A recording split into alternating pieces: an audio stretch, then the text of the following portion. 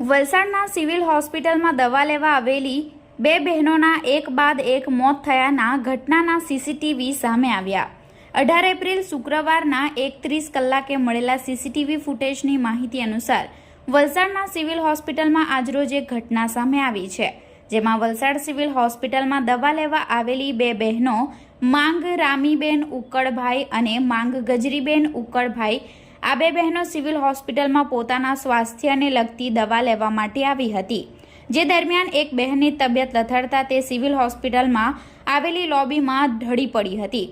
ત્યારબાદ ઘટનાની જાણ અન્ય બહેનને થતાં તે પણ ત્યાં તેની બહેન પાસે આવી પહોંચી હતી। જો કે બહેનની તબિયત લથડતા તેની અન્ય બહેનની પણ તબિયત લથડી હતી। જો કે સમગ્ર ઘટનામાં બંને બહેનના ઘટના સ્થળે જ મોત થયા હતા, જે સમગ્ર ઘટનાના સીસીટીવી ફૂટેજ સામે આવ્યા છે। આ સમગ્ર ઘટના બનતા સિવિલ હોસ્પિટલનો સ્ટાફ દોડતો થયો હતો અને લોકટોળું એકઠું થઈ ગયું હતું। જો કે એક બાદ એક બે બહેનના મોત થતા લોકોમાં ચર્ચાનો વિષય બન્યો છે।